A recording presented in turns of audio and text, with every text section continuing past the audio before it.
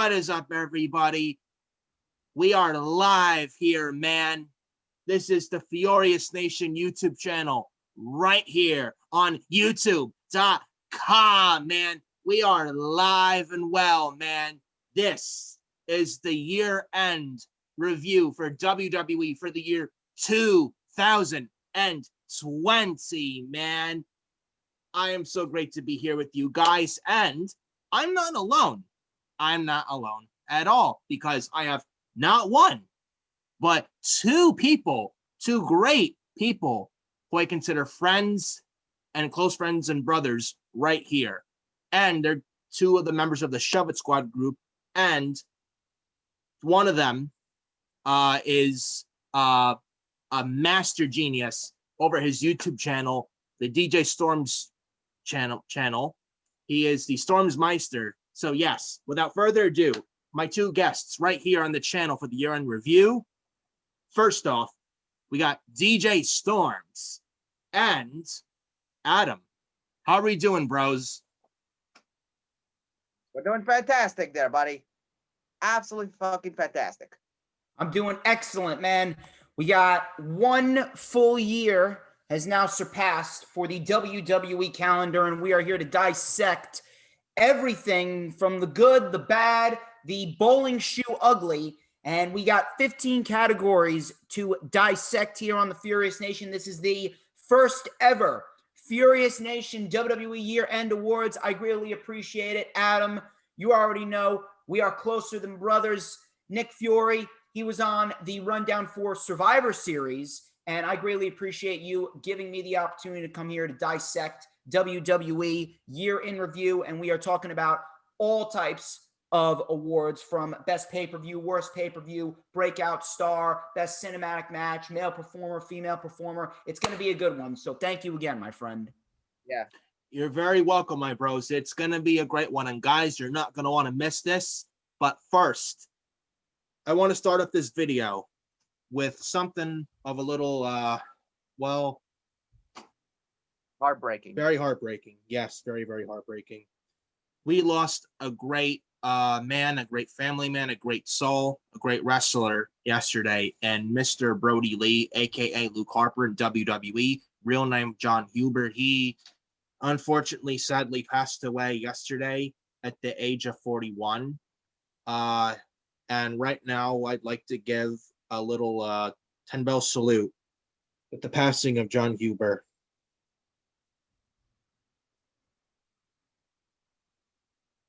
10-second salute.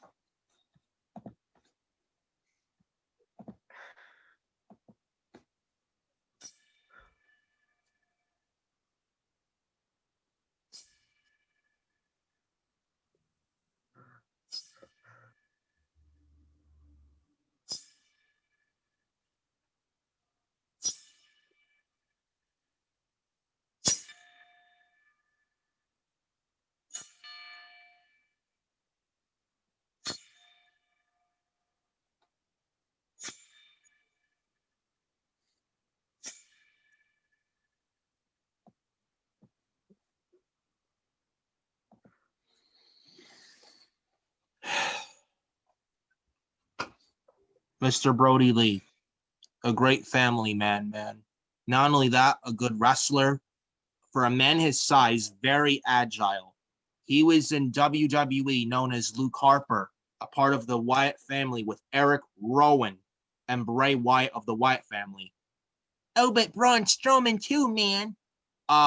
Ladies and gents, Braun Strowman, he was just there. You want to dissect that a little bit? He was the black sheep of the Wyatt family. He was there. At this rate, no. But here's what I will say about Brodie.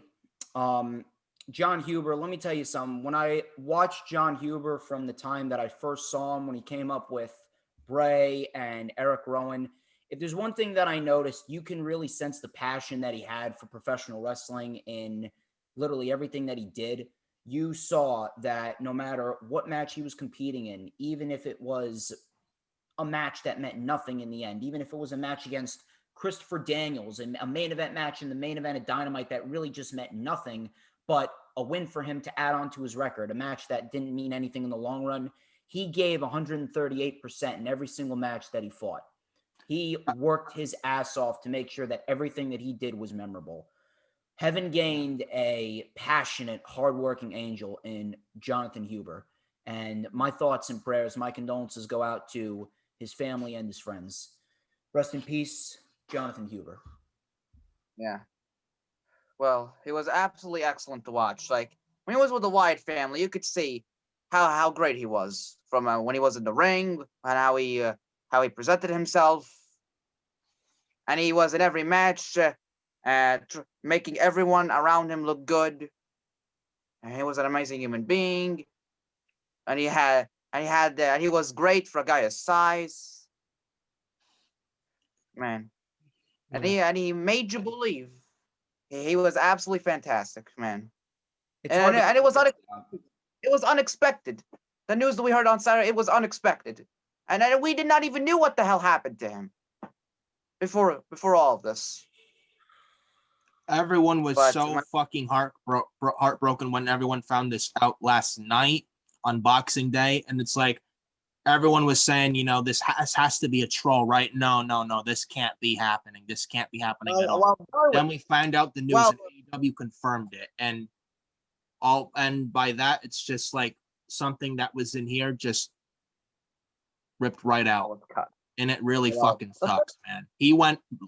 Brodie Lee, Luke Harper, John Huber, he went way too soon. He had so much more left to offer. And at 41 years old, and that's not all that all. Look at Eddie Guerrero and Chris Benoit when they passed away in 2005 and 2007. Around their 40s, that's not old whatsoever. And Brodie Lee had so much more left to offer in this pro wrestling business. He had so much to offer. But we did not even knew that he had a lung issue for years. His wife said he had long battle with lungs issue for years, and we did not even knew that. And at first we thought this was a COVID-19 related thing, but his wife Amanda confirmed it was not like that and was indeed a lung issue. He battled for many years, which on the outside he looked like a healthy guy, but the inside he wasn't. And it's something we never knew about. When he was meeting people and he was in the ring and doing whatever he was doing, it looked like he was healthy, that nothing wrong happened to him.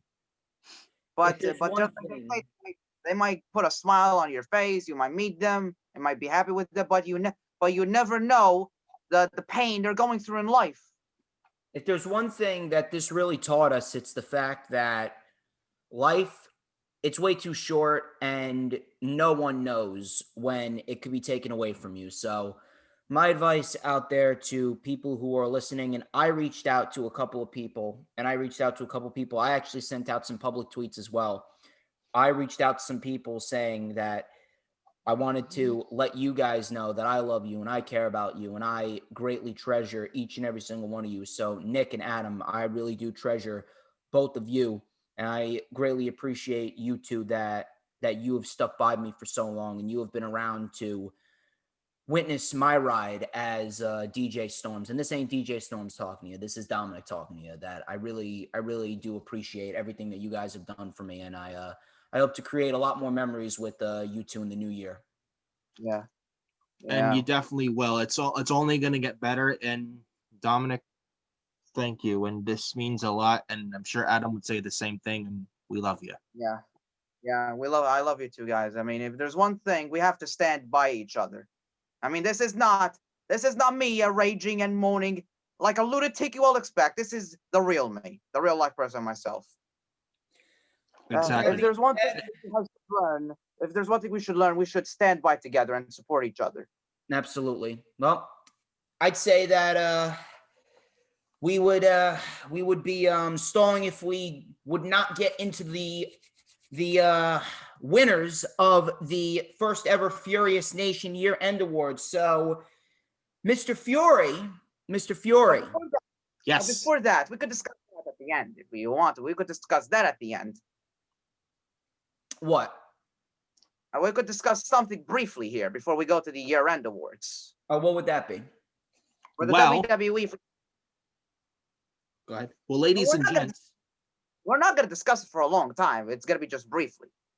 Yes, Well, because we already got a lot of nominees to get through already, so we're pretty much going over the year in review. We'll be able to talk about that category by category, but Nick, yes. the first category, what do we got?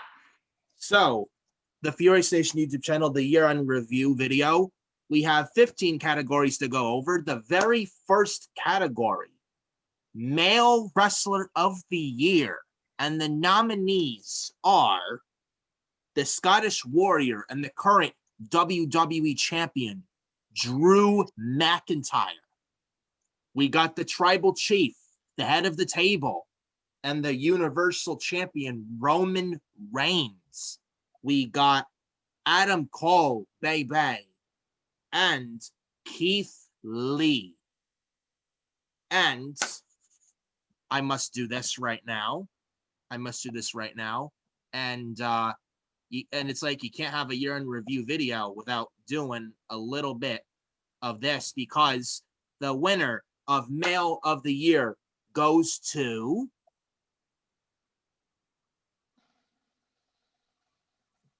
and the winner of Male of the Year goes to Drew McIntyre, who comes in first at a 43%. Behind him, number second, is the Tribal Chief, Roman Reigns. Coming in third place, Adam Cole, baby, at a 17%. Roman Reigns at 33%, Drew McIntyre with 43%, and Keith Lee at a 7%. Limitless Keith Lee. In NXT, but on Monday Night Raw, he's limited Keith Lee, 7% for Male of the Year. So congratulations to Drew McIntyre, the Scottish Warrior, and the current WWE Champion, man. This guy won the Royal Rumble this past January. He beat Brock Lesnar at WrestleMania to win the WWE Championship, and he's pretty much been positioned as the top guy pretty much in the company, a top guy in the company pretty much, and on Monday Night Raw. Your quick thoughts on this, ladies. Your quick thoughts on this, bros. Adam, you can go first. Well, it was deserved. Well, he won. Actually, also speaking of that, he also, congratulations to him winning the award there, and also the Slammy Awards, which took place last Wednesday. There was the Slammy Awards. He won both Superstar and Male Competitor of the Year award. So you know something. It was actually a race, because I posted these polls on my Twitter.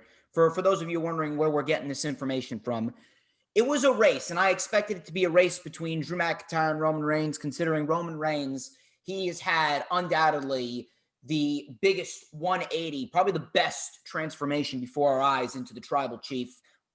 He has had a great 4 months. The last 4 months of 2020 were really all about Roman Reigns. So I feel as though that really did play into how people voted on this one, specifically because Drew McIntyre was here consistently, but Roman Reigns, he was only there for the last 4 months of the year because he left before WrestleMania.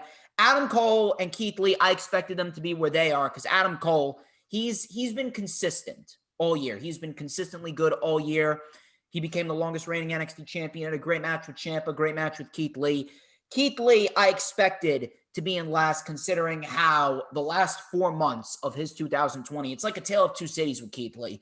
Completely fucking destroyed was Keith Lee in the last 4 months of 2020. But Drew McIntyre, I expected either Drew McIntyre or Roman Reigns to win. It ended up going to Drew McIntyre, considering Drew McIntyre, he was there consistently throughout the entire year, and he was consistently at the top. So congrats to Drew McIntyre.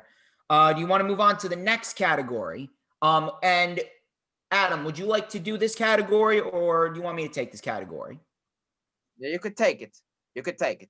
So, second category is Female Performer of the Year. The nominees were Bayley, Sasha Banks, Io Shirai, and Asuka. And we actually have a tie here. We have a tie here, so we're going to have to decide it. We're going to have to decide who gets the Female Performer of the Year. Both Bayley and Io Shirai tied at 33%. Sasha Banks got 23%, while Asuka got 11%. So, according to you two, who do you think should take the title of Female Performer of the Year? Should it be Bayley or should it be Io Shirai? I'm going with Bayley. Ding dong, hello. It should be your role model, Bayley. I cannot piss my queen off, so I'm gonna give the award to Bayley. There we go. Easy. There we go. So She was Bayley, the women's champion all year. She was the longest reigning SmackDown women's champion all year, and I was carrying Monday Night Raw on SmackDown with Sasha Banks and Asuka and Drew McIntyre during the pandemic. there we go. So Bayley wins. Bayley wins Female Performer of the Year. This was well deserved for Bayley. I expected Bayley to win straight up, but apparently people are going with Io Shirai, mainly because Io Shirai, you can't really it's the word that I'm looking for. You can't really downplay Io Shirai because she's had a great year and a great reign with the NXT Women's Championship. But Bayley this year, she undoubtedly has carried the year with Sasha throughout the summer. She had that 2-woman power trip. She was women's tag team champion and SmackDown Women's Champion. Excellent feud with Sasha. Excellent match with Sasha. So you can't really deny it. Bayley definitely has cemented her legacy as one of the best female performers in the history of the modern day WWE product. What are your thoughts on this? My thoughts on this with Bayley winning Female of the Year, deservedly so. Just like you said, DJ Storms with the Male Competitor of the Year. Talk about consistency as well. Bayley, very consistent. Like shortly before the pandemic and during the pandemic, like she literally carried, like you said, like was said just now. She carried Raw and SmackDown women's divisions during most of the pandemic. And it's like, look at where Bayley is now since and she lost the title to Sasha Hell in a Cell this past October. Yes, but look at what Sasha's done right now. I mean, what Bayley's doing right now, I should say. And look at how much better Bayley's gotten on the microphone. She's gotten so much better. Much better. Go ahead. Well, and I said much better. And Bayley, and it's like, and I will admit, when she turned heel in October of 2019, I first was like, I don't know if this is gonna work. I'm not gonna really buy into it. But man, oh man, did she prove me fucking wrong. Yeah. Well, I actually, surprisingly, I was asking for this heel turn since the Alexa Bliss feud. That she got in 2017. I was actually asking for it. Maybe you could turn her heel and be more aggressive, and I'm gonna give it a chance. And when she turned heel, I was asking for this for the last 2 years and a half. To be fair here. And then when it happened, I was celebrating. And I was gonna give it a shot. And she did better off with it. Hey, we saw Bayley, the meteoric rise of Bayley. I'm telling you, it's really going to be hard for me to see Bayley as a babyface again because she has just gelled so well into this heel role. Yeah, she's come a really long way. I mean, she's a good face, but bad WWE creative, as Chris Jericho would say, it was a stupid idea from bad creative. It killed all of her babyface momentum to a point where, a heel turn had to be done. And now look at what she's doing. And she's just nailing it right out of the ballpark, man. In every sense of the way. Her promo work and even her in-ring work. Look at what she's done in the ring too. And the people she's elevated. Like, look at Charlotte when she was NXT Women's Champ. She did nothing for that title, did nothing for that show, did nothing for that division until TakeOver in Your House when Io literally saved us from Charlotte's reign of terror. And now look where they're at right now with Io as champion. And then when Bayley and Sasha were women's tag team champs, they did more for NXT in their women's division for 2 weeks than Charlotte did for 2 months. Let that sink in. That should tell you who the draw is and who isn't. And no, Charlotte's not a draw. And no clowns. Charlotte is not a draw. She is not a draw. In fact, why wasn't Sasha Banks the NXT Women's Champion? and win the Royal Rumble, be the NXT Women's Champion to begin with. I would have taken that over Charlotte. Oh, but Charlotte's a good wrestler, man. Unbelievable. Sure she isn't.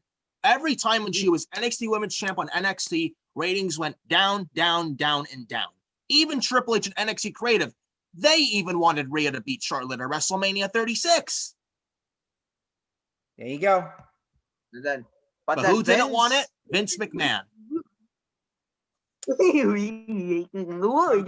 who he is. We'll talk about more stuff like that. But anyway, I think Bruce, that fuck things up, and they wanted Charlotte to win. I think that we should move on to the next category. We don't want to get too much into that, but Adam, you should take the next category, which is Tag Team of the Year. Yeah, the Tag Team of the Year, the Undisputed Era won. Well, I did not write, but the Undisputed Era won, followed up by number 2, the Golden Role Models. Well, actually, then, number two was the Street Profits. So Undisputed Era, yeah, they won with 41%. The Street Profits, they came in second with 28. Golden Role Models with 24, and then the New Day with 7. So, Adam, does this surprise you? Well, I actually pretty well. I want to say it surprised me, but not. But I actually expected. I actually wanted Sasha and Bailey to have the most votes, since they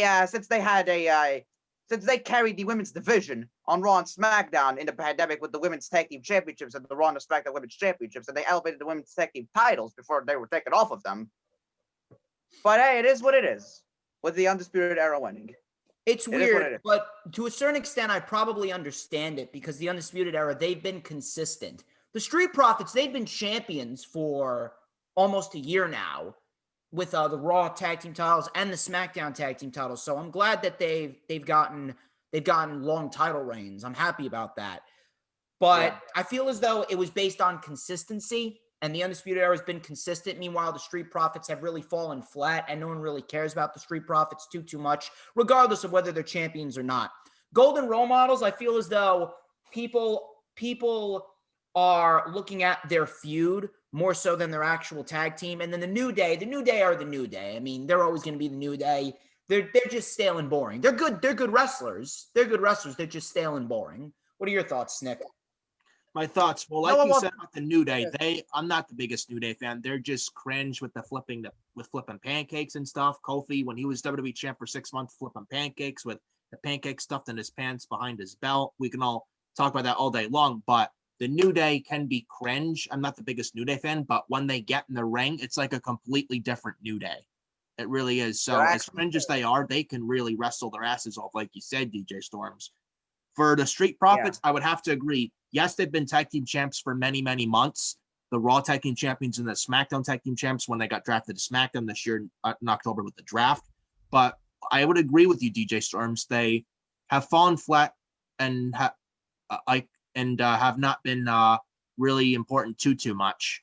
Long title reigns, yes, but it's still.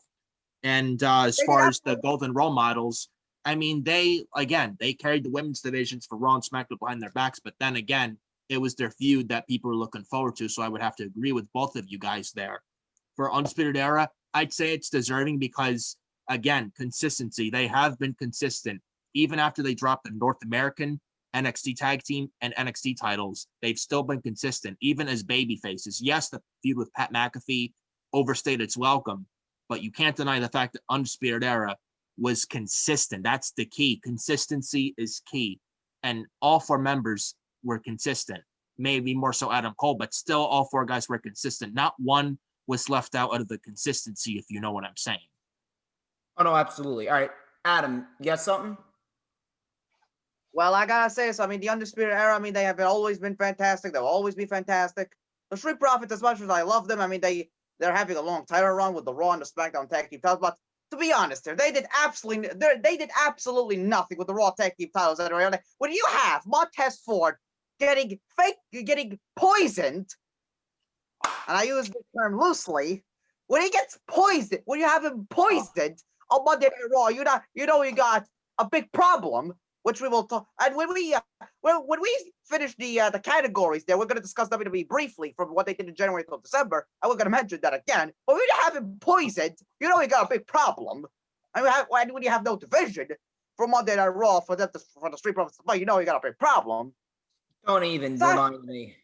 Sasha and Bailey, I gotta agree there. Everybody were waiting for their feud, and they were anticipating their feud. Then they were a team. I mean, they carried the Raw and the SmackDown Women's Division around their back, but it was the feud that everybody was anticipating, and we have been anticipating for 4 fucking years. When they called up Bailey to Monday Night Raw when Sasha was on Monday Night Raw, we waited for this feud for 4 years, and it finally happened. Finally paid off. So and a new day. New day's new day. So moving on. What do we got for the 4th category? Yeah, so moving on, ladies and gentlemen, we got the next category, we got Faction of the Year. And the nominees are the Undisputed Era. We got Legado del Fantasma, including the leader Santos Escobar. We got Imperium, all 4 members of Imperium, including Volatile. And last but not least, the Hurt Business of MVP Shelton Benjamin, Bobby Lashley, and Cedric Alexander. And the winner of Faction of the Year goes to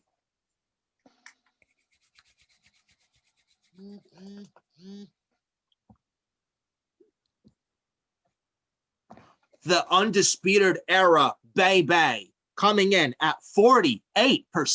Yes, 48%, ladies and gentlemen.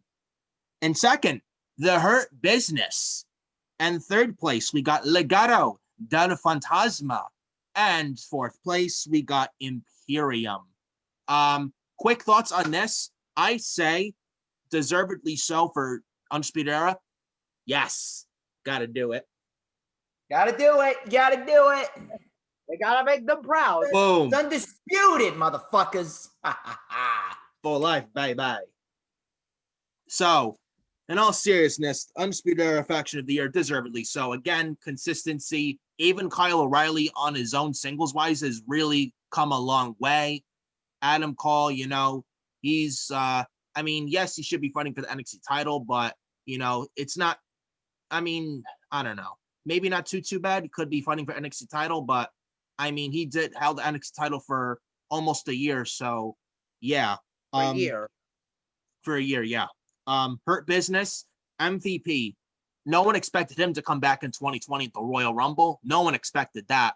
And he did also save the careers of Bobby Lashley, because when he came back in 2018, he was dead. He saved Bobby Lashley's career. Shelton Benjamin was catering VIP for Titus O'Neil. He saved Shelton Benjamin's career. And he not only did he save Lashley's and Benjamin's careers, but he also saved the career of Cedric Alexander. He was going nowheres either. And he saved Cedric's career as well. And now look at the Hurt Business and look what MVP's done for those 3 guys. Lashley's now the United States champion, and Cedric and Shelton are now the Raw Tag Team champions, man. As far as Legado del Fantasma goes, yeah, they're good in NXT, but they really haven't done much as of late. I feel like Santos Escobar is a cruiserweight champ. I feel like he's bigger than that at this point. And I don't know if you guys really feel about this. I've been thinking about this a lot lately. I think they're just waiting for the pandemic to be over so Jordan Devlin can come over and wrestle Santos Escobar to determine the real cruiserweight champion. And then Devlin can be Escobar. I think they're just waiting for this pandemic to just be finally over so they can do that, because I feel like Santos is bigger than that title at the point. He should be in the North American title picture at least, and I'm sure Triple H would know that. I'm sure he would. For Imperium, yeah, they're good, don't get me wrong, but then COVID-19 hit, and then NXT UK had to go on lockdown for a while, for months, before they came back in September this year because of COVID-19. So really, because of the pandemic, it really hasn't got them to where they need to be. They're a good faction, but they could have been more serious if it wasn't for COVID. They're serious, but could you imagine if there was no pandemic, where they'd be? I feel as though they were setting up for Marcel Bartel and Fabian Eichner to be NXT UK Tag Team Champions, and then the pandemic hit. So I do believe that they probably would have gotten more percentages, Imperium. I actually think that Imperium probably should have came in third because Walter was still the NXT UK champion, and then you had Marcel Bartel and Fabian Eichner becoming NXT Tag Team Champions. But the Hurt Business and the Undisputed Era, I expected it to be a battle between those two. Hurt Business are good. It's just that they don't feel special. Undisputed Era, definitely, I would say it's well-deserved for them. Adam, you got any thoughts before we move on to the next category? Well, the Undisputed Era winning the Faction of the Year, not surprised there. And I actually did not expect a race between the Undisputed Era and the Hurt Business, but the Undisputed winning was expected. The Hurt Business being number 2, I actually expected that. I mean, they're one of the only good parts of Monday Night Raw, in the shit show that it is. But hey, but it is what it is.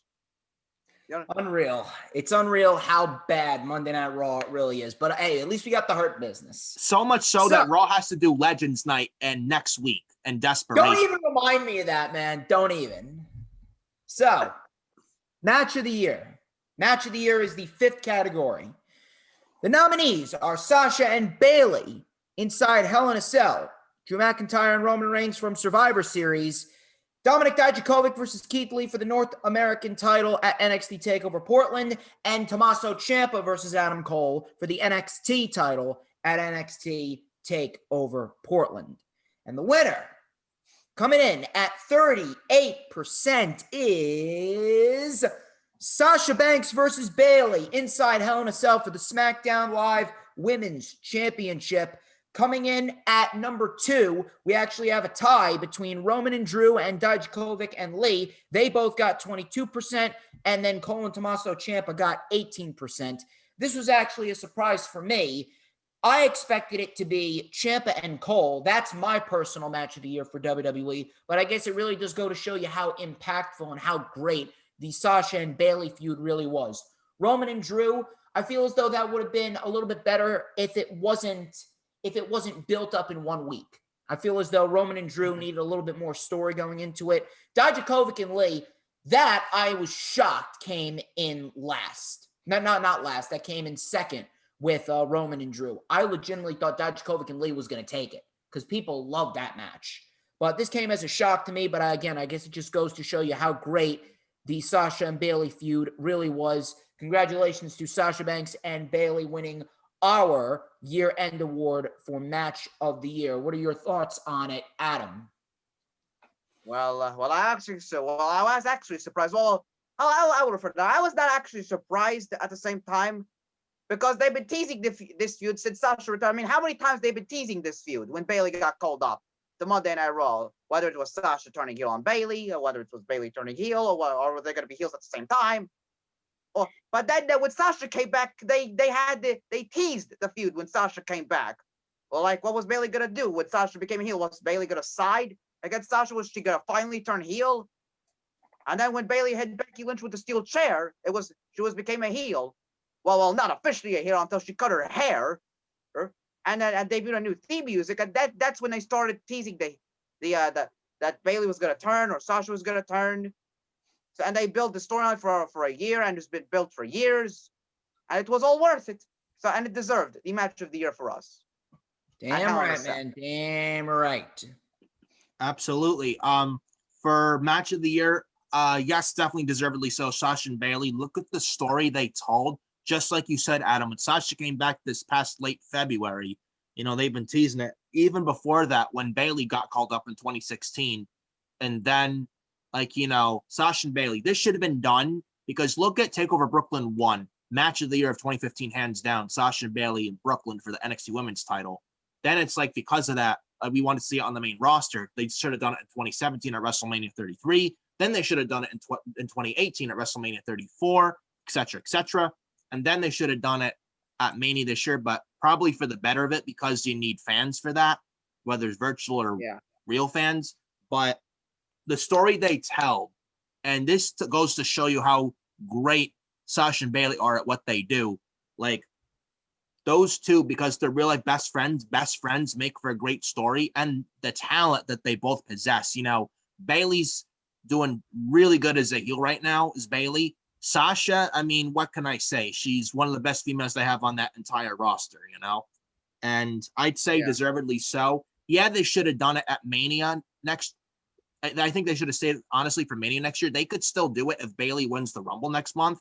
And I feel like there's much left on the table for Sasha versus Bayley, so that's possible, in my opinion. Yeah, but I'd say possible. this match of the year, Hell in a Cell for the SmackDown Women's title with Sasha and Bayley, definitely deservedly so. And with Sasha winning the SmackDown Women's title and all. Yeah. Drew versus Roman, I would agree with you, DJ Storms. That should have been more build because look at Hell in a Cell 2020. They foolishly took the belt off of McIntyre to give it to Orton just to lose it less than a month later. Like, why the fuck did you take the belt off Drew at Hell in a Cell to begin with? Makes no fucking sense. That was literally a last-minute decision by Vince and Bruce Pritchard, legitimately. So that match should have had more build. And it's like, if that match had more build, look how much better it would have been at Survivor Series. Yes, it was a good match, but a match now better it would have been if that match had more weeks of build, if they didn't take the belt off McIntyre at Hell in a Cell. And it's like they'd literally hot potato the WWE title for no reason. For no reason. Yeah. I don't get it. What did they think who do they think the WWE title is? The 24/7 title? Or the Raw Women's title from 2016 with Sasha and Charlotte. Remember that shit? Don't even remind me. Nick, we got to move on. We can't get too into this. But Adam, what were you going to say? What did they think the WWE title was when they switched it back to Drew McIntyre for radio? What did they think it was? A gift? A gift that you did not want, but you wanted a new one? Did Vince McMahon suddenly lost sleep and he changed the script 2 hours before Hell in a Cell went on the air? Unreal. And Dijakovic and Keith Lee, man, always good in-ring chemistry. I wonder if T-Balls, DJ Storm's good old buddy T-Balls, is watching this. Oh no, he definitely is. He can't stand to go a day without watching me. DJ Storm's good old buddy T-Balls, and don't forget Slapnuts. Oh God. Oh please. Slapnuts, Meister, Disgrace, Ice Cold, Mustafa Ali. Yeah, I heard rumors not long ago on Ringside News. Pat McAfee, May said Pat McAfee wants some retribution. Fuck no. Please don't even remind me. Let's move on to the 6th category because we still got 10 more to go. Oh, yeah. We gotta get out of here. Yeah. So, next category, and Cole vs. Ciampa, obviously good. Breakout Star of the Year. We got Karrion Kross. Yes, Karrion Kross fallen prey with Scarlett. We got Damian Priest, the Archer of Infamy. We got Raquel Gonzalez, yes. And we got Ilya Dragunov from NXT UK. And the winner of Breakout Star of the Year goes to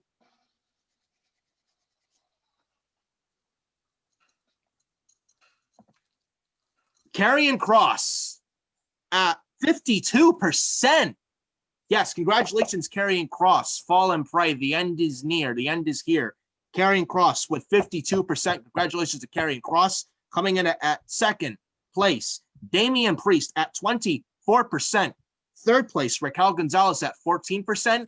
And coming in last place with 10%, Ilya Dragunov. Congratulations, Karrion Kross. Rightfully so. I would say deservedly so because, I mean, look at what he's done in NXT. Yes, he got hurt for a little bit, but look, like he destroyed Ciampa. I mean, I don't know. I mean, honestly, he's done well in NXT. Like, look at what they've done with him. Yes, was hurt for a little bit, but he destroyed Ciampa at TakeOver in Your House. He beat Keith Lee at TakeOver 30 for the NXT title. And he's about to fight Damian Priest at New Year's Evil, which should be pretty good. Your quick thoughts on this before we move on to the next category. Well, Karrion Kross. Definitely deserved for him. The entrance is WrestleMania-esque. Absolutely destroyed Ciampa and beat Keith Lee, like you said. He plays his character exceptionally well. I expected Damian Priest to come at number 2, considering how well he's performed this year with his match against Balor, his matches against Lee, his matches against Gargano. Raquel Gonzalez, she's definitely come a long way. She started out terrible, but now she is really coming to her own, and I would not mind her fighting for the NXT Women's Championship. Ilya Dragunov, I feel as though if NXT UK would have been around for the 6 months that it was off, I feel as though it would have been a lot better. So, Ilya Dragunov, it is what it is. I expect him to break out a little bit more next year. So, Karrion Kross, well deserved for Karrion Kross. I can't wait to see where Karrion Kross goes. I'm very interested to see the match with Damian Priest and Karrion Kross. That should be great. Adam, what are your thoughts? But I was expected. I actually expected Karrion Kross to win. And just like you said, he destroyed the Ciampa. He won the NXT title from Keith Lee. He got hurt. And his entrance is absolutely phenomenal. I mean, put that entrance in front of 80,000 people at WrestleMania and it would get over. People singing to Fall and Pray. Yeah. Yeah, put that entrance at WrestleMania in front of 80,000 people when the pandemic is over and it would get over. Speaking of Karrion Kross, do you think he gets called up next year? And if he does, do you think he goes? Where do you think he's got to go to Raw? Vince would have an erection over him. He's got to go to Raw. You don't see him on SmackDown wrestling the Tribal Chief or Daniel Bryan? Unfortunately, no. I feel as though a match with McIntyre would be a lot better. I would agree. Maybe. I would agree. And an honorary mention of Breakout Star category, Aoife Valkyrie. If you don't know who she is on the NXT UK Women's Division roster from Dublin, Ireland. Very impressive, man. Very, very impressive. I definitely expect her to beat Kaylee Ray sometime next year for the NXT UK Women's title. She is the real deal. You want to say real quick thoughts on those before we move on? Well, I have nothing to say. Nothing to say. So, Adam, the next category is the cinematic match of the year. The best cinematic match of the year, and it's on you, bro. Best cinematic match of the year: The Undertaker and AJ Styles at WrestleMania 36. Haunted. What was it again? The Haunted House of Horrors, or It was the Boneyard match, and then it was the Money in the Bank ladder match. Bar fight between Jeff Hardy and Sheamus. Yeah, the bar fight Jeff Hardy and Sheamus. And then the Haunted House of Terrors match. Yeah, between Cameron Grimes. Good old Cameron Grimes. He's going going straight to the moon. No. Yeah. This is how you do it. I got it right here. Well, what happened right here is on the Furious Nation YearEnd Awards, I got nominated in a Haunted House of Terrors match because it was Dexter Loomis versus Cameron Grimes. Shout out to my girl Danielle. Of course, she loves the Cameron Grimes impersonation. We got the Money in the Bank ladder match, the men and the women at the WWE headquarters. I love you. Oh, don't even remind me about Bruce Prichard. But he was in that cinematic Money in the Banks. Yes. With Rey Mysterio. Yeah, with John Laurinaitis. I love you too, bro, but I gotta go. Yeah, with Vince McMahon and John Laurinaitis and Paul Heyman. Unreal. And and you got Dana Brooke grabbing a fake Money in the Bank briefcase. Don't even remind me of that. And getting flipped while she was running. Embarrassing. Unreal. So the Boneyard match won, actually, with the resounding 74%. Money in the Bank ladder match came in at 13%. Haunted House of Terror match with 8%. And the bar fight with 5%. Well-deserved. The Boneyard match, they absolutely hit a grand slam with the Boneyard match. Great stuff with AJ Styles and The Undertaker. The Money in the Bank ladder match, I expected it to be the second one, considering that one actually was a lot more memorable than the other two, the bar fight and the Haunted House of Terrors match. Well-deserved for The Undertaker and AJ Styles. It really does go to show you how great the production was. So, Mr. Fury, your thoughts on the outcome of that poll? Definitely deservedly so with the Boneyard match. I mean, not only like AJ Styles, Undertaker, like Undertaker's, it's like Undertaker's last match. I wish it was in front of fans, but I mean, it is what it is. I still don't think the Undertaker's done. I know, Adam, you've said you want to retire, and so be it, but it should be in front of fans. I still think that to this day with this year's Survivor Series. But I mean, if it is, I don't know. I just feel like he's not really finished. He needs to retire in front of fans. But I mean, look at the Boneyard stuff with him as the Undertaker's American Badass and as the Deadman version of Undertaker. It was great. It was really great. And it actually saved night one of WrestleMania 36, the 2-night event, because Goldberg, Braun Strowman, we're going to talk about that. That was god awful. And Taker and Styles literally saved that night one, legitimately. And that was the main event of night one at WrestleMania 36. And look at where I can look what that match, it's like, you know, just all in all, just great stuff. And it's like AJ Styles, Undertaker. This should have happened 3 years ago, but no, we got Roman Reigns and Undertaker at Mania 33 before we liked Roman as a tribal chief. But I thought this was a good match for a cinematic match nonetheless. The bar fight, I enjoyed. In fact, this was better than the swamp fight with Bray Wyatt and Braun Strowman at the horror show Extreme Rules. That was terrible. Yeah, absolutely god awful. Yeah. Sheamus, and why was Jeff and Sheamus not at Extreme Rules, but Braun and Bray were? That I don't understand. At all. Ratings, yeah. But yeah, good match done nonetheless. But I mean, I would agree with you, with that one. Haunted House of Terrors, entertaining in itself. At first, I wasn't sure what to think. I was like, this is terrible. But then started to like it, especially Cameron Grimes taking his hat and his vest off, getting in the shower. If you remember during that match, which is hilarious. Then he gets in the room for Cameron Grimes, and he's freaked the hell out. And good old Cameron Grimes looking like he was about to piss his pants. Then he gets in the van. Dexter Lumis is in the driver's side. He's like, fantastic hilarious stuff. Absolutely hilarious. And for the cinematic Money in the Banks, I mean, entertaining in itself, but I mean, AJ Styles, Daniel Bryan brawling in front of Vince's office was, memorable. Otis with the cafeteria stuff. You got, what else you got? Shayna Baszler, Kirifuda clutching Rey Mysterio. You got. That was funny.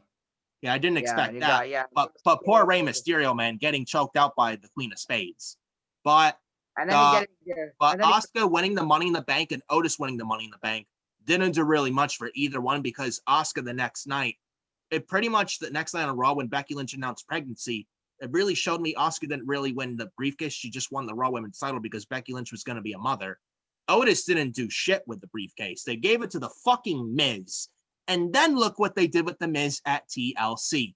Big fucking geek. He cashes in, right? He's a fresh guy. He cashes in the briefcase, correct? After he cashes in at TLC 2020, he's climbing this ladder, right? And he climbs as if he's fucking 90 years old. Like a fucking idiot.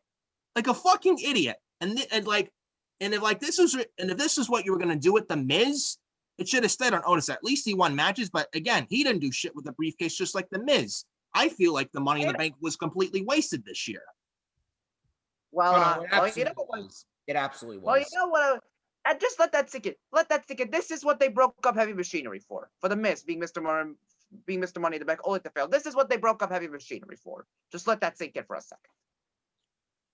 Yeah. Moving on, though, we're gonna move on to failure of the year. Yes, failure. No, actually, not. Yeah. Biggest creative failure of the year. I believe I got that one. Yes. So take it away, brother. The nominees are Raw Underground, Retribution, Charlotte winning the NXT Women's title, and Goldberg defeating The Fiend. And the winner is Goldberg defeating The Fiend with 56% of the votes. Retribution got 19%. Raw Underground came in last, actually, with 11%. And Charlotte Flair winning the NXT Women's title came in third place with 14%. This is no shock whatsoever. Goldberg being The Fiend absolutely killed The Fiend. It did nothing for Goldberg. We were supposed to get Goldberg and Roman ended up leaving, so God bless Roman. And then he came back as the tribal chief, the head of the table, of course. Charlotte winning the NXT Women's title, obviously, you'll have some idiots that thought that was a positive.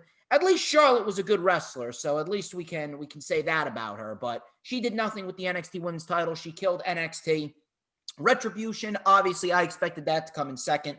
Retribution has done nothing but look like complete losers for God knows how many months now. And Raw Underground, thankfully, that's done and over with.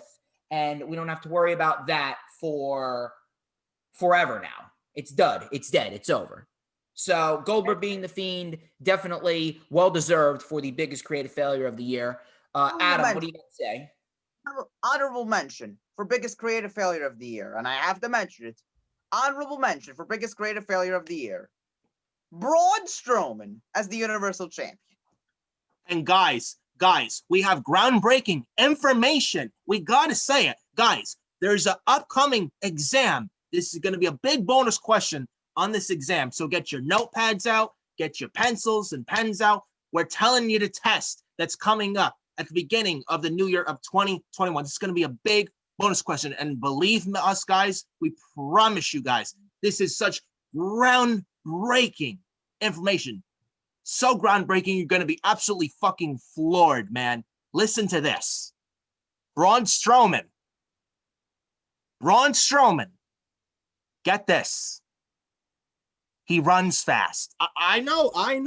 I was shocked. I was mind blown. I was completely mind fucked when I found out this important big piece of information. Braun Strowman. He runs fast. And I mean, he runs really, really fast. I know. I know. Shock, bro. We know. That's all he fucking does, but he can't run fast now because he's got a fucked up leg. I mean, he ran so fast, so much so, the Strowman Express, he ended up getting a flat tire, and the Strowman Express completely ran out of gas. Oh my God. Unbelievable. But back to the nominees before we move on to the next category. Yes. So let's talk about a Goldberg burying the Fiend. First of all, fuck Bill Goldberg. Oh, I can't lose to the Fiend or my image is forever tarnished for all the little kiddies and youngsters that think that I'm a superhero. Fuck Bill Goldberg. Fuck Goldberg. If you're a fan of Goldberg, you are what's wrong with the company right now. Seriously. Disgrace. Goldberg's a fucking disgrace. He's only there for this. He don't care about the fucking business. And Adam, I think you were going to say it was supposed to be Kane and the Fiend in Saudi Arabia. At least Kane would have put him over. Yeah, Kane. The original play was to have Kane versus the Fiend in an Inferno match. Yes, Kane. Yeah, Kane. The Undertaker's brother, Kane. Yeah, the Big Red Monster, Kane. The Big Red Machine, Kane.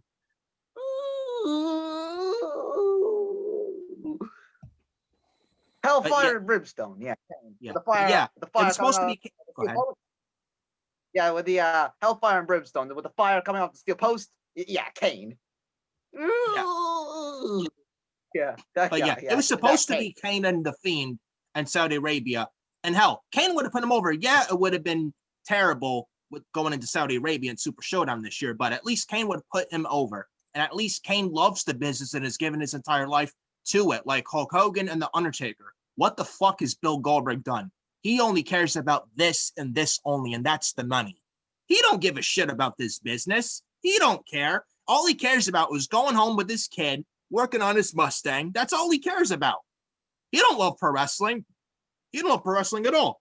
As far as Retribution goes, they are failure-bution, man. You got T-balls, you got mice or disgrace, you got slap nuts, you got ice cold, and you got Mustafa Ali. Shut it down. Shut it down. I wish Monday Night Raw was fucking shut down.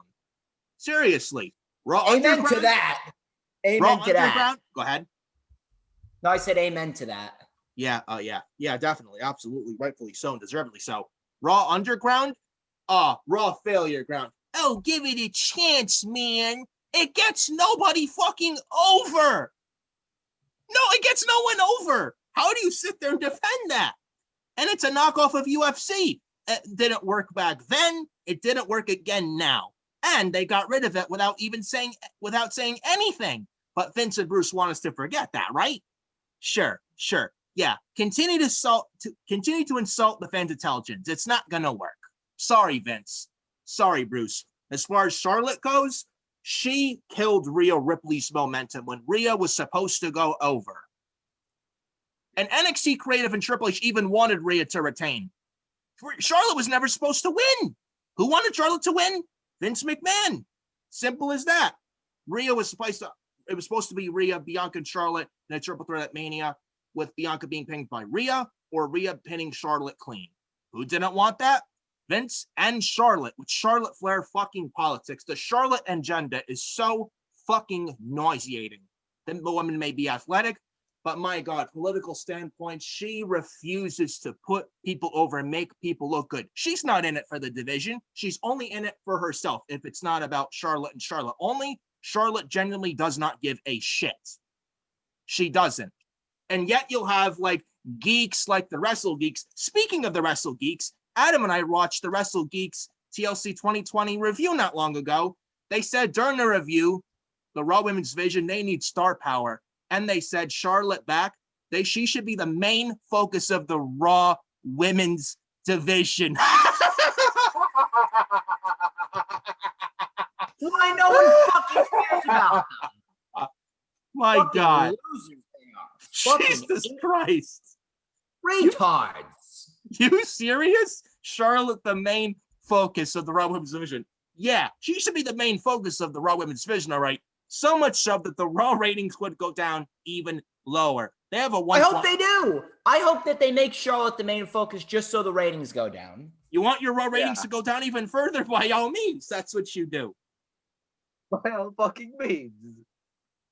The Wrestle Geeks. Oh, but support Wrestle Talk. What? What? Fuck Adam, them. I think Adam's got the next category. What is it? It is worst. Go ahead. Yes. Worst pay-per-view of the year. Super shit down.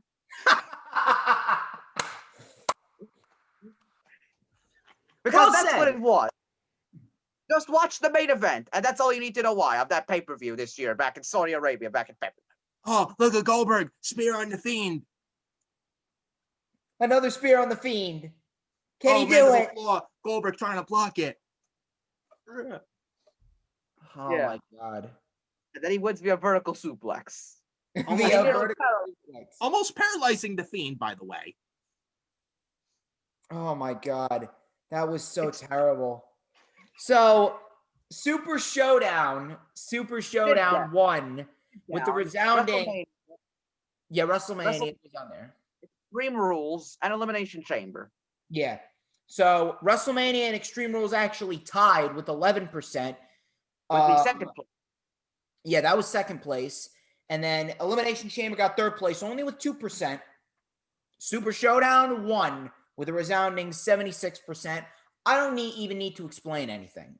WrestleMania was one of the worst shows, one of the worst WrestleManias ever, based on the fact that they completely fucked everything up, wrong results, wrong outcomes, the fact that there was no audience, and Super Showdown, that's self-explanatory. The main event in itself, Extreme Rules started out decent. Same thing with Elimination Chamber. They both started out decent, but they flopped by the end. So that was pretty much the worst pay-per-view of the year's schedule. But Nick Fury, would you like to say anything before we move on to number 10? Absolutely, brother. Absolutely. Super shit down. Super disappointment down. Super letdown. Stupid terrible, showdown. terrible. What happened? I said stupid showdown. Stupid showdown, yes. Super suck down. Super suck down, whatever you want to call it. Super letdown, whatever you want to call it. Super showdown. Yeah, worst pay-per-view of the year. Not only Goldberg and the Fiend, with Goldberg killing the Fiend and no selling the mandible claw twice. You got Miz and Morrison, the New Day. Oh, but it was a decent match, man. Miz and Morrison won the SmackDown tag titles, man. They didn't do shit after that. And Miz and Morrison, Dirt Sheet Miz TV with Miz and Morrison, totally unfucking funny. You got also Super Showdown, Ricochet and Brock Lesnar in 90 seconds for the WWE title. Yet Ricochet before that said he earned his title shot. And he got no offense on Lesnar. 90 seconds, F5, 1, 2, 3. Oh, but Ricochet looked good, man. Yeah, he looked good, all right. So much so that Lesnar sent him to Suplex City. F5, goodbye. And then that was Super Showdown, Super Suckdown, Super Shitdown, whatever you want to call it. WrestleMania 36, even for a 2-night event, still fucking terrible. Still absolutely fucking terrible, man. And we're going to talk about some of those matches later on in this video with Edge, Norton, and all. Extreme Rules, the horror show. Swamp Fight was fucking garbage. Garbage. Absolute fucking garbage. Dolph Ziggler, the idiot known as Dolph Ziggler, and Drew McIntyre. Extreme Rules match for Ziggler only. For Ziggler only. What a stupid fucking stipulation, man. Wait. Dolph Ziggler? Yeah. Hold on. Where is it? Your favorite idiot, Dolph Ziggler. Oh, yeah. A cloud. Extreme A Rules cloud. Ziggler only. What a dumb stipulation. What a dumb stipulation that was, man. Sasha and Asuka, yeah, a good match, but a terrible, terrible finish. Absolute terrible finish. Extreme Rules, the horror show was terrible. Extreme Rules, the horror show, terrible, just like Mania 36 and Super Showdown. Elimination Chamber. The only good match on that show that I can remember of was Drew Gulak and Daniel Bryan. That was it. Aleister Black, AJ Styles wasn't even all that good. The Elimination Chamber for the SmackDown Tag Titles and for the Raw Women's Division, not good. Yeah, Shayna Baszler eliminated all members in the Chamber, but Shayna lost to Becky at Mania when Shayna should have went over. So those are my opinions on that. Yeah. So, Nick, I believe we are on number 10, and that is your turn. Why, yes. We got Worst Wrestler of the Year. Nia Snax. We got Lana. No announce table included, by the way. No announce table. There you go. We got Dana Brooke. Oh, but she tries, man. Fuck trying. If it ain't good, it ain't good. She sucks. All she does is a running handspring attack and all. That's all I've ever seen her do. And she's a bimbo. Yeah, legitimately. And then,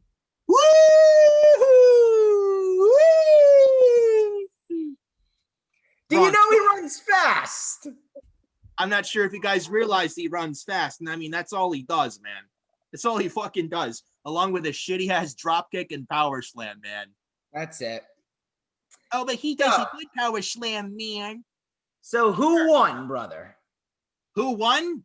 Surprisingly, I was shocked when I found this out. Nia Snax wins at a 58%.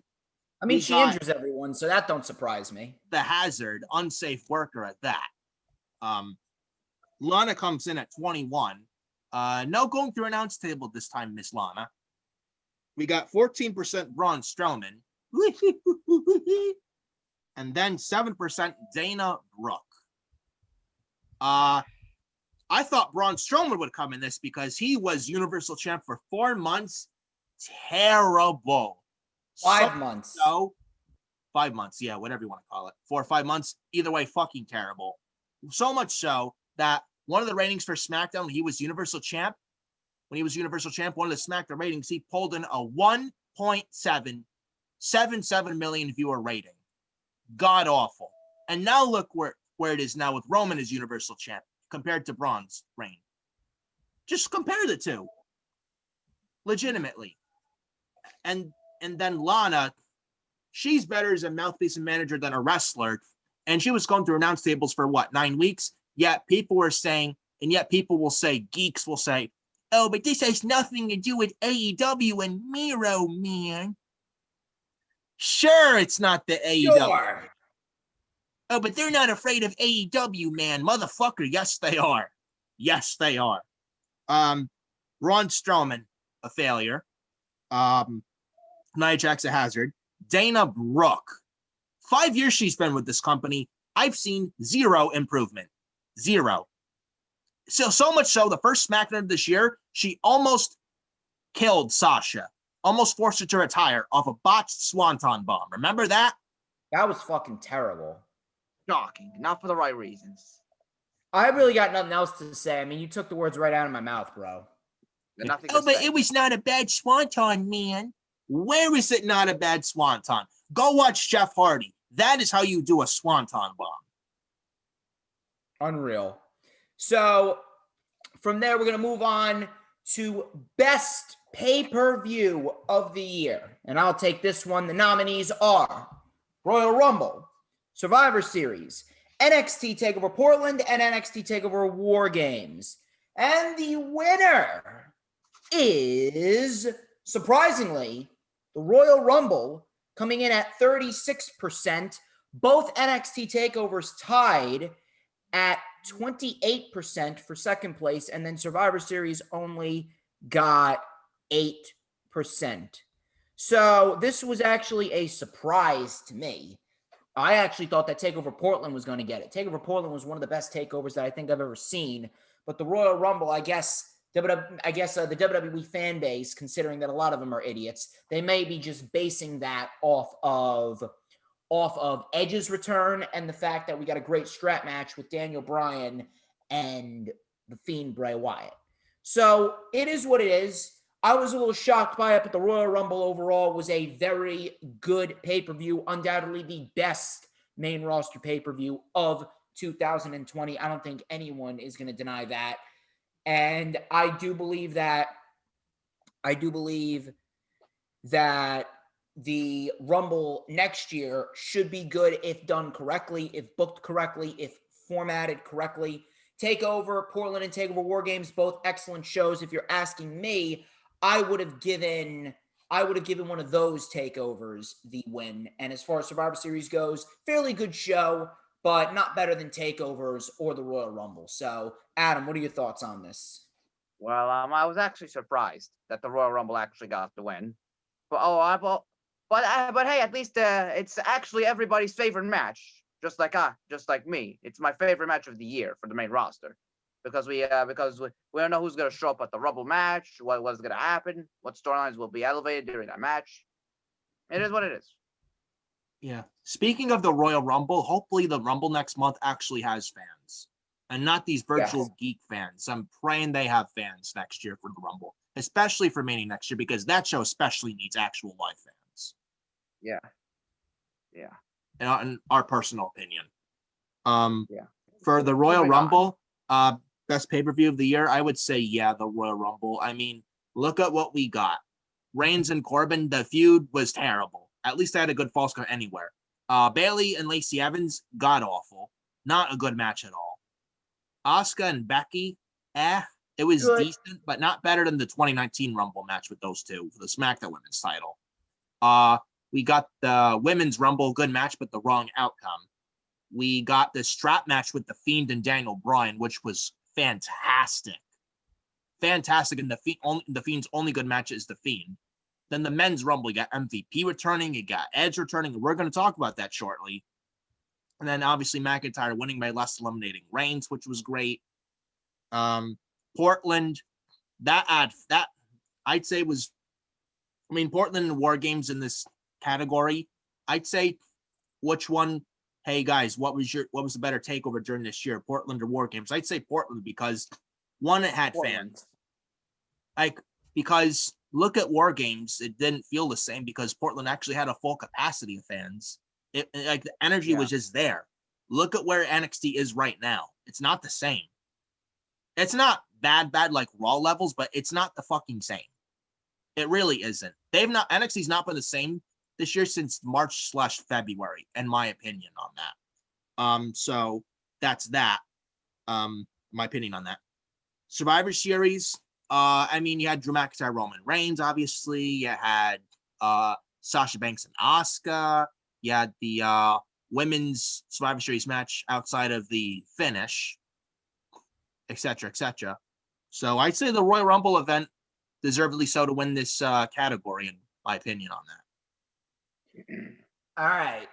So I think that we are going to go to the next category, and it's going to be decided by Mr. Adam, the worst segment of the year. Take it away.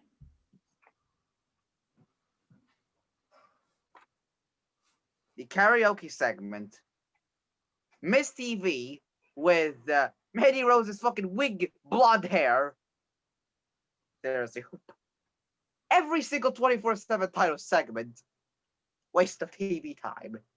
And Akira Tozawa get eaten by a shark. Eaten. Or was he? By a shark. Or Swimming was in a beach to chase a 24/7 title. Yeah. The karaoke segment win at number 1.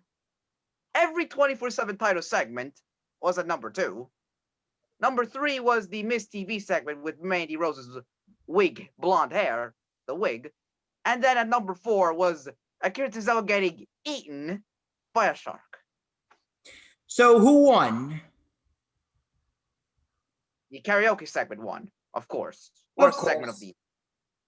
But yeah, we're in a new era where women's wrestling means something, right? Of course, the WWE wants you to believe that. But that one with 54%. The 24/7 title segments, they won with 21%. The Dirt Sheet Mandy Rose hair puppet segment won with 14. And then Tozawa eaten by a shark won with 11. What are your thoughts on that, Nick? SmackDown karaoke. Dana Brooke singing the Honky Tonk Man. Cringe. Tamina Snuka singing Triple H's theme. Got Naomi there and then Lacey Evans. I forgot what the fuck she sang. That's how much I cared for that segment. That was on one of the worst SmackDowns of this year. Terrible, terrible segment. Whoever came up with that segment in the back is a blithering fucking idiot. And I mean that wholeheartedly. Did Bruce come up with that shit? Probably, because he's a fucking yes man. Every 24/7 title segment. Remember not long ago on Raw that 7-man match for the 24/7 title with Rowe and Tucker and all this other shit? Fucking terrible. Miz TV with Mandy Rose's wig and shit. Unfunny as hell. So fucking terrible and cringe. I can't stand Miz and Morrison together with the Dirt Sheet and Miz TV. Morrison needs to get away from Miz ASAP, in my opinion, because I feel like Miz is just holding him down, in my opinion. And Akira Tozawa. This is the Raw before Clash of Champions this year, back in September this year. Akira Tozawa swimming in a beach in an ocean trying to chase a 24/7 title. And Tozawa and his ninjas get eaten, quote unquote, by a fucking shark and trying to chase R-Truth in the 24/7 title. I remember, and this is a shout out to Joseph Collin, brother. Hope you're watching, bro. I hope you're doing good, bro, and how you doing, and hope you're watching this video. Good shout out to you, bro. Joseph Collin on the Big Fight Field channel. Highly recommend you go follow him over there. Great guy. Not long ago on his channel in a Raw review this past September, this is the Raw before Clash of Champions this past September, Adam was on his channel for that Raw review, and Adam went off, man, on Tozawa and his ninjas eaten by a shark segment, man. Man, did Adam go off, man. Man, oh, man. Tozawa, a former Cruiserweight champ, and was good in NXT and in the Cruiserweight Classic, and he's in a beach getting eaten by a fucking shark, quote unquote, chasing that 48/7, 24/7, 7-Eleven, triple cheeseburger with extra bacon and ketchup fucking title that you get at I-95. Can't forget about that. So fucking god awful, man. So much so that 24/7 title needs to fucking burn, man. Abolish the 24/7 title. I'd like that title on fire. I'd have a bonfire. I'd have my shades on and I'd laugh. That's how worthless the 24/7 title is. It's not even worth more than this mechanical pencil. That's how worthless the 24/7 title is. Oh, garbage. Fucking garbage. Absolute fucking garbage, man. Adam, would you like to add anything? Karaoke segment on SmackDown? Folks, if you want a karaoke segment, go and watch America's Got Talent. That's where you're going to get your own karaoke. The 24/7 title is a fucking joke. Can we please burn the title? Can we please call in Kane to win the 24/7 title and then burn? There you go, Kane. I'm all for seeing Kane coming back to burn the title. Yeah. Win the title and then put in the garbage and then do, you know. Yeah. Miz and Morris and Miss TV need to go away. and Akira Tozawa, man. A talented wrestler who can have a good match with anyone, swimming on Monday Night Raw and getting eaten by a shark. Can we please get Akira Tozawa off of Monday Night Raw and put him back on NXT, please? I hope one day they do. But anyway, we're going to move on to the 13th category. We're almost done here, and then we're going to get out of here. And we can get set for the horrible show that's going to be Monday Night Raw. How low? Before I do the 13th category, how low? I'm going 1.3 million for Raw. Yeah. I'm going 1.2. There you go. And by the way, they still have not announced anything for Raw tomorrow, by the way. Nothing. Yeah. Category. So 13th, surprise return of the year. We got Edge, Roman Reigns, Sami Zayn, and Ember Moon. And the winner, winning in a landslide with 95%, is Edge. Sami Zayn won with 5% at number 2. Roman Reigns and Ember Moon both got 0. And this was a no-brainer. Edge's return was undoubtedly one of the best returns that we've seen in some time as far as a Royal Rumble goes, as far as a return goes in general. It was absolutely unexpected. No one was seeing it. We all hoped for it, but Edge wins. Sami Zayn, obviously, that was number 2, considering he came back in a big way and won the Intercontinental Championship in that ladder match. Roman Reigns and Ember Moon, I feel as though Roman Reigns was expected, but Ember Moon was also kind of expected as well. Those two were definitely expected, so they didn't really have too much impact. But Edge wins with a resounding 95%. What are your thoughts on it before we move on to the 14th category? Well, it was expected. Well, I actually expected Edge to win this, but did not expect him to win that big. Hey, people love a good surprise Rumble return. Yeah. What do you think was better this year, guys? Edge's return or Sting's return? I don't know. Probably Edge because he actually had fans. Yeah, Sting, yeah, AEW slowly bringing fans back, but not at a full capacity, in my opinion. Yeah. In my opinion. But Edge at a landslide, I mean, we kind of expect this. Fine. Look at the pop that Edge got in this year's Men's Royal Rumble back in January. The big pop, probably the biggest pop of his entire career in life that Edge got, man. I mean, it was rumored weeks before it, then it was like debunked. But then his music, I'd be lying to you guys if I told you I did not jump when Edge came out. Literally jumped. I literally fucking jumped when he came out. Legitimately. Yeah. And even for what, 47 and the shape that he was in at 47 years of age. At this point, it should tell you in today's day and age in wrestling, age doesn't matter. As long as you can still go in that ring, that's all that counts. Damn right. As long as you can still go. Sami Zayn, I mean, he's a genius. I don't like with him as a heel with always like doing heel tactics. Heels can win clean. But I mean, he's a genius nonetheless. Like, look at with him coming back right after SummerSlam and Clash of Champions this past September, that triple threat ladder match for the IC title with Jeff Hardy, AJ Styles, Sami Zayn. Real good stuff with that. Ember Moon, back in NXT. Happy about that. Look what she's doing now in NXT. Yeah. You know, and I believe on the Survivor Series rundown this year with you, GJ Strums, you've said before on that video that Ember Moon's actually gotten a lot better. Absolutely. Look what she's doing much now. Better. Oh, but they changed her music, man. They changed her CFO's music, man. Even Tony Storm's, man. We'll see what happens as far as Ember Moon goes, but I'm actually very much looking forward to Ember Moon fighting for the NXT Women's Championship, probably against Tony Storm in the future.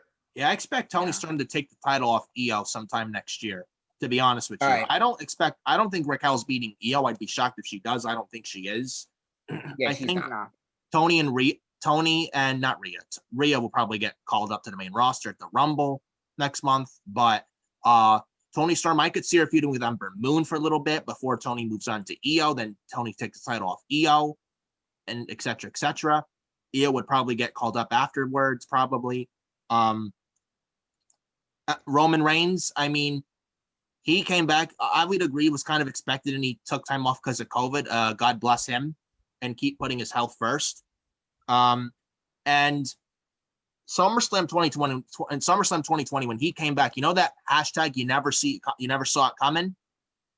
Roman Reigns heel turn. The Romans we should have gotten, we hoped and we wanted for years, finally happened, man. Finally, after all these years, and this is not the Roman from 2015 to 2018, man. It really isn't. And now he's the Paul Heyman guy. And now he's the tribal chief and, of course, the head of the table. I never thought Roman would turn heel in 2020. I never actually thought I'd say Roman's my favorite wrestler right now, and now he's a heel. I never thought I'd actually say that. All it took was the heel turn, and now look what he's doing. Now Best look work what of he's his doing. career. And I'm hoping we get The best- Roman Reigns and Daniel Bryan at WrestleMania if they can't get The Rock. Yeah. So, I think it's your turn, Nick. What is the 14th category? 14th category, we got worst match. Worst match of the year. We went over best match of the year. Now we're going over worst match of the year. We got The Fiend and Oldberg at Super Shitdown. We got Oldberg and Oh yeah, the guy with the busted knee. He can't run fast now because he's got a fucked up leg, and he blocked Adam on Twitter before because months ago he was dancing in his underwear like a cuck, and he blocked Adam on Twitter for that. And Braun's an idiot, and he's trash. And he's no monster. You talk about a monster. Look at Raquel Gonzalez and Lance Archer and Dave Mastiff, etc., etc. But anyways, nonetheless, they got Goldberg and Braun Strowman night 1 of WrestleMania 36 for the Universal title. We got Edge versus Randy Orton night 2 of WrestleMania 36 and the Last Man Standing match. And we got Sami Zayn and Bobby Lashley at the 2020 Survivor Series. And the winner of Worst Match of the Year goes to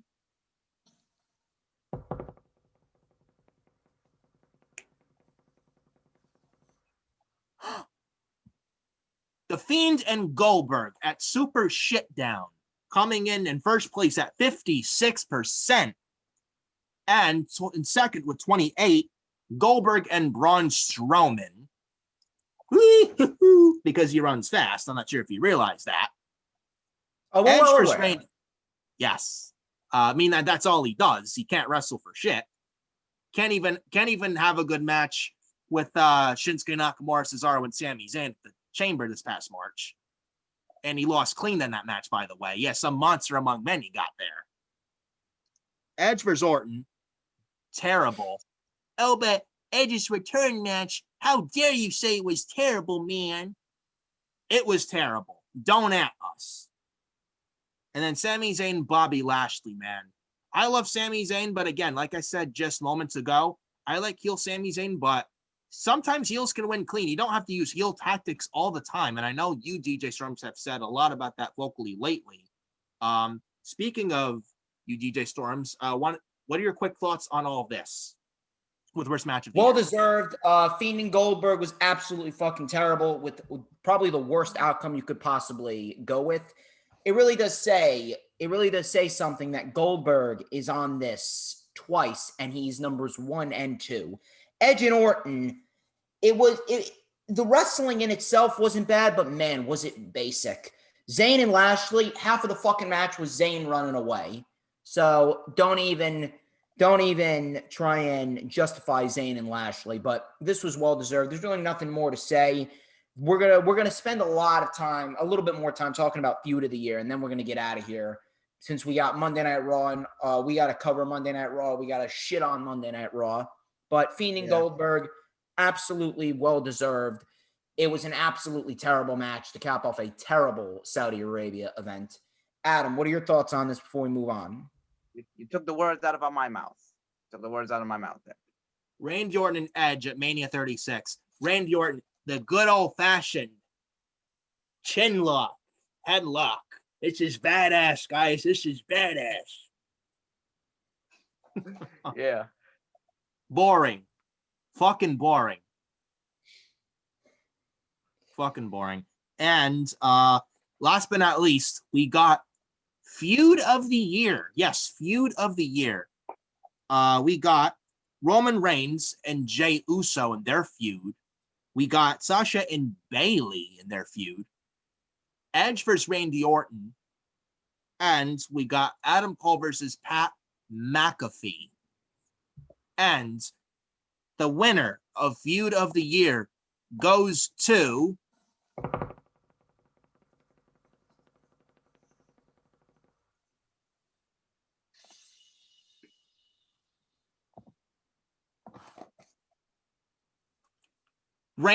Roman Reigns and Jey Uso wins Feud of the Year with 44%. I'm sure the Tribal Chief would be proud of that. I'm sure the head of the table would be absolutely proud of that. We got Sasha and Bayley coming in at second place, 33%. Edge and Orton with a 12% in third place, and in fourth place with 11%. We got Adam Cole versus Pat McAfee. I would say Reigns and Uso. Now, I thought Sasha and Bayley would come in first place with this, but this was close with Reigns and Uso and Sasha and Bayley. But Roman Reigns and Jey Uso, man, look at what they did at Clash of Champions and at Hell in a Cell. Man, oh man, good storytelling. Just like Sasha and Bayley, Edge and Orton, and the promo work was good, but then they tried Backlash 2020 greatest match, like the greatest wrestling match ever with Edge and Orton, which did not live up to that. A good match, but not the greatest match ever. Definitely not by any means. Adam Cole, Pat McAfee. McAfee's a good heel, but he was overstaying his welcome, in my opinion. Oh, absolutely. Yeah. I was shocked that Roman and Jey won, but hey, it really does go to show you how good Roman Reigns really is. The family affair with Jey Uso and Roman Reigns, they did a very good job. Jey Uso played his role very, very well, and Jey Uso absolutely brought his A game in his matches against Roman. Sasha Banks and Bayley, I guess if that match, if that feud would have gone on a little bit longer, then maybe it would have been Feud of the Year in like some people's eyes. I guess it's just because Roman Reigns is so popular right now. Edge and Orton, if we didn't have that little blip at WrestleMania, I think it would have been a lot better. And as far as Cole and McAfee go, they did good, but it was pretty much just a one-off. And McAfee was pretty much just brought back because they had nobody else for War Games. So that's pretty much that. Adam, what are your thoughts? And then we'll get out of here because I got to get out of here because I got to start taking my notes for Raw. I got to get ready for Raw. Yeah, well, Jey Uso and Roman, well, winning the Feud of the Year, well, it goes to show you how big Roman is as a heel. Sasha Bayley, well, if it had began earlier or went a little bit longer, it might have won. Edge and Orton, I mean, the promos were good, but maybe if we did not have that match at WrestleMania with the Last Man Standing match, maybe it could have gone better. Cole and McAfee, good, but it was pretty much a one-off. It was pretty much what Pat McAfee was always gonna do in NXT, since he has his history with Adam Cole. Absolutely. So that's pretty much it. Any closing thoughts? Thoughts? Go ahead. Well, it was actually pretty great here to be with you guys here. It was actually fantastic there. Well, before we get the hell out of here, we could discuss one last thing. What? Well, we're not going to discuss it. We might discuss it briefly here. WWE's Creative Year on Raw and SmackDown and in NXT for 2020. I really don't even want to think about it. I'm telling you, I really don't even want to think about it. I just want to look forward and hope for a better 2021, but I doubt it. Yeah. I really doubt it. When you have Legends Night and a desperation through the response to a 1.5 million, 1.52 million viewer rating, like, oh, but it's they're gonna get a big rating, man, that week on Legends Night, man. Do not get comfortable. The next week is what matters the most, and they'll go right back to being garbage. I guarantee it. And Legends Night is not going to wreck. That is literally a desperation fucking band-aid for a shit show. Legitimately. For 3 fucking hours. Yeah. You can't even, I'm telling you, you can't even. But yet there's people defending this. And this past Monday with Raw, there was some idiot on Twitter arguing with me Oh, but they don't do this every week, man. They do this all the fucking time. When the ratings are down, or when there's a big or when there's WrestleMania weekend come, let's call upon an aging legend. And what happens when Stone Cold is not there the next week? What happens when Tatanka Or Hulk, and Hulk Hogan and Ric Flair and Sergeant Slaughter and Tori Wilson are not there next week? Who's Vince going to put the blame on? or what happens with the Big Show? Is not there. Yeah, Big Show. Yeah, yeah. Yeah. Yeah, At you this know, rate, Big I Show. don't Yeah. even know, but that's pretty much it at this rate. I don't even want to. I swear, we get enough of it on Monday. We really get enough of WWE talk. Raw Legends Night. Raw Legends Night is nothing more but a desperate attempt at ratings, and it goes to show you even more how Vince McMahon, Kevin Dunn, and Bruce Pritchard, on all Vince McMahon's yes men, refuse to push for the future. And I think that's a good note. I think that's a good note to end on, because that sums up WWE down to a T. But Nick, Adam, I greatly appreciate both of you. Thank you very much for having me here. I greatly appreciate it. For those of you out there, please follow me on Twitter at HistoryMakerDJS. Follow me on Instagram at TheDJStorms. Add me on Facebook as well, Dominic Sparacia. Subscribe to me on YouTube. It's DJ Storms. You can't miss me. Like, comment, and subscribe for all future videos, and turn on the bell for all notifications. We got a big 2021 ahead of us. Thank you, Mr. Fury. Thank you, Adam. I'll catch you later. Tweeting for Raw. We're going to be shitting on Raw. This has been the first ever Furious Nation Year-End Awards. Nick Fury. God bless you, man. God bless you too. And follow me on Twitter at FioryNick579. Follow me on Instagram at NicholasFiore2014. And follow me on Facebook at Nicholas.Fiore.31.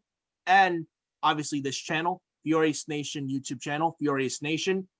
Subscribe to the channel, hit that bell for all notifications, and make sure to hit this, and also make sure with this video, please hit that like button. I know it's not 2021 yet. But I have a New Year's resolution. I want to hit about at least 30 or 50 subscribers during the year of 2021. So make sure you hit that like button, hit the subscribe button, hit that bell for all notifications. And Adam, where can we follow you on social media before we get the hell out of here in a few seconds? You could follow me at Adam. Well, I cannot spell my last name correctly. I'm gonna change my my Twitter account to a new name so you can spell it correctly. But you can follow me on that on Twitter and on Instagram and on Facebook. All right. Links will be in the description with the video. And that is that. Yeah. This is the video for the WWE year-end review for the year of 2020.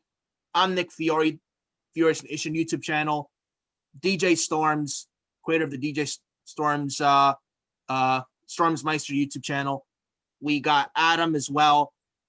And thank you so much for joining us for the year-end review for WWE for the year of 2020. Thank you guys so much for joining. Hope you enjoyed this video and had a good time with this video. And see you next time right here on the channel for more good content right here on this very channel. Thank you guys so much. And I'll see you next time right here in the channel for the Monday Night Raw review right here in the channel. Darwish, shout out to Darwish. He's going to be with me this Monday night on Raw for the Raw review, shitting all over the final Raw of 2020. It's going to be a good one. You're not going to want to miss it. Talk to you guys later.